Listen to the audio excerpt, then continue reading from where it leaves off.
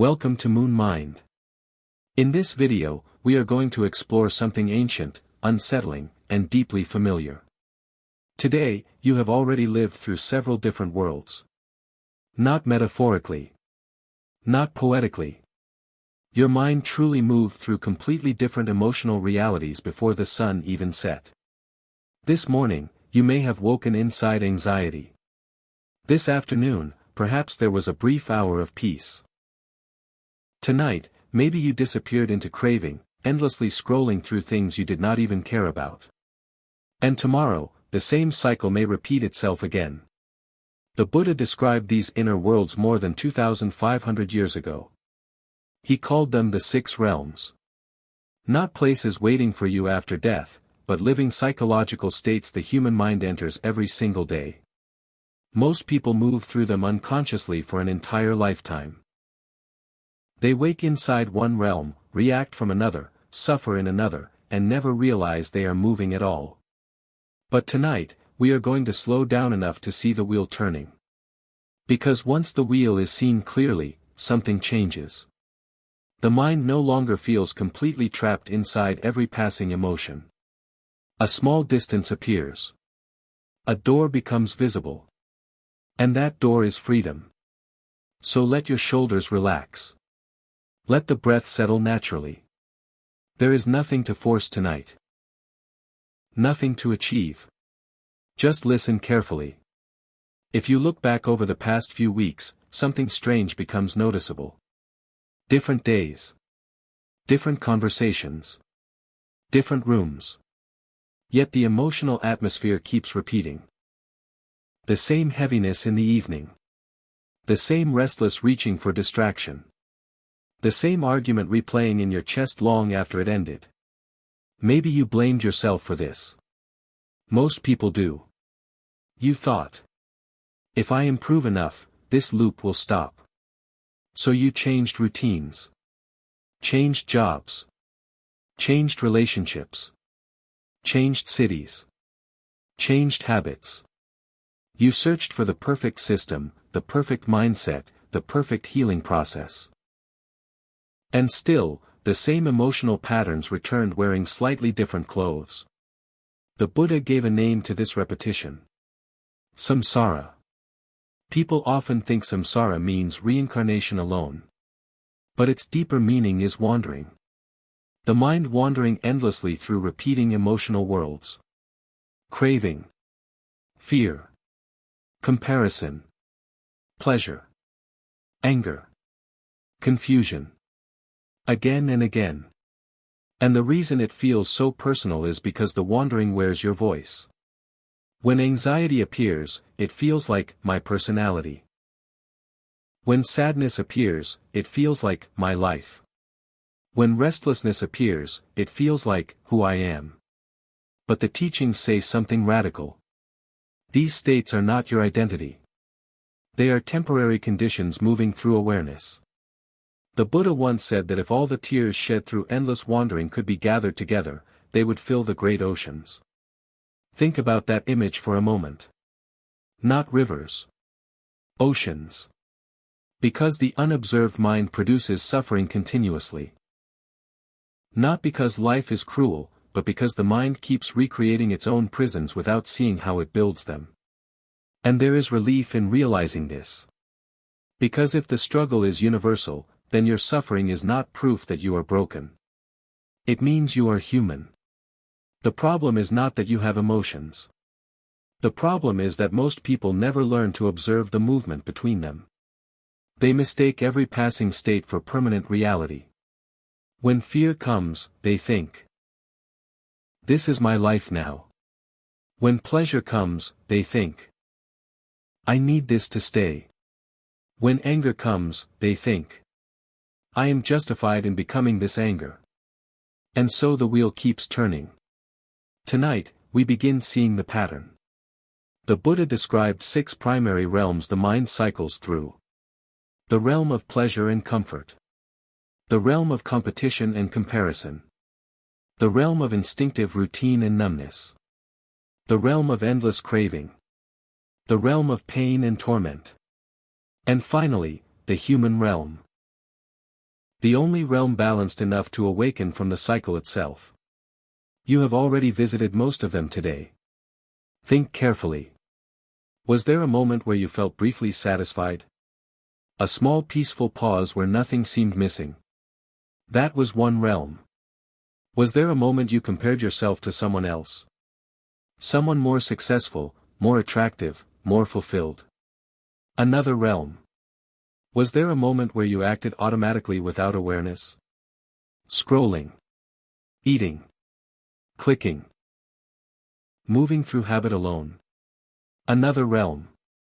Was there a moment of wanting so intense that even after getting what you wanted, the wanting continued? Another realm.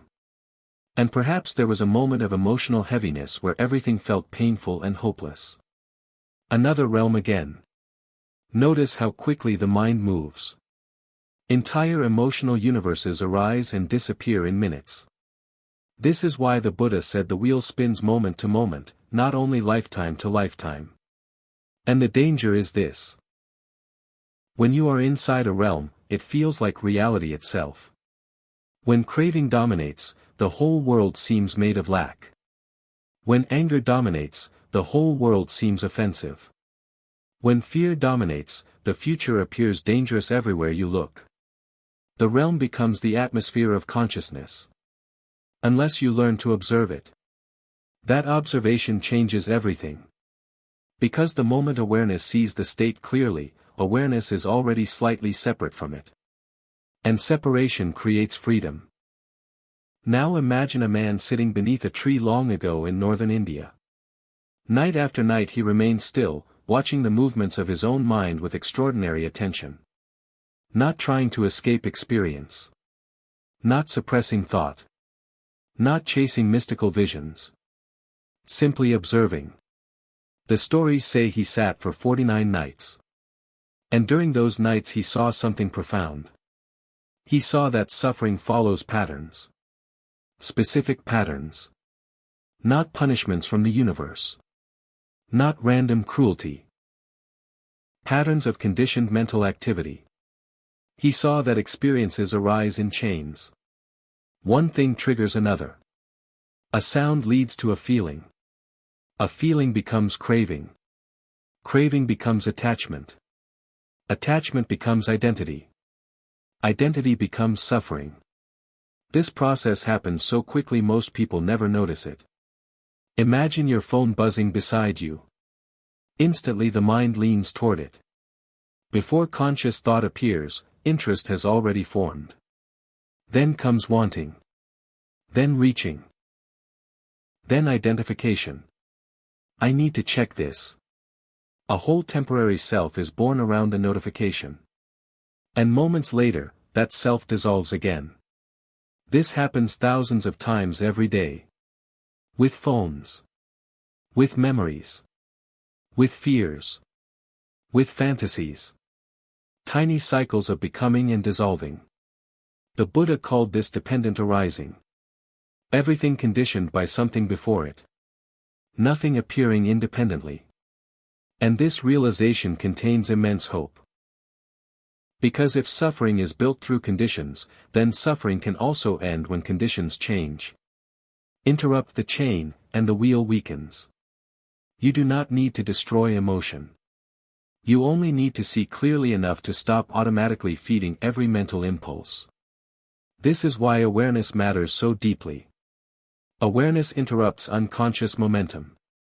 Now at the center of this wheel, the teachings describe three forces constantly turning the mind.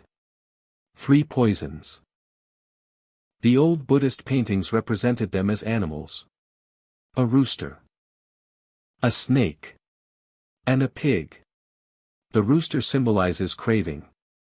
The endless movement toward pleasure, stimulation, distraction. Notice how often the mind searches for something else. Another video. Another message. Another achievement. Another emotional high. Even now, part of the mind may already be wondering what comes next instead of resting here. That is the rooster. The snake represents aversion. Resistance. The subtle aggression against discomfort. The irritation toward inconvenience. The replaying of arguments. The inability to let painful moments simply pass through. Most anger is not explosive. It is quiet tension.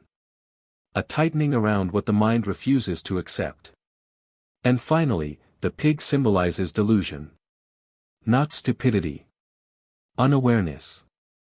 The sleepwalking quality of ordinary consciousness. Moving through entire days without fully seeing what is happening inside the mind. Scrolling without noticing. Reacting without noticing. Judging without noticing. The pig moves through habit. And these three forces feed each other continuously. Craving creates frustration. Frustration creates resistance. Resistance deepens unconsciousness. The wheel spins faster. But the beautiful thing is this. The poisons weaken the moment they are recognized. You do not have to fight them violently. You simply learn to notice them. The next time you reach automatically for your phone, quietly notice. Craving. The next time resentment tightens the chest. Aversion. The next time you realize you have been mentally absent for 20 minutes. Unawareness.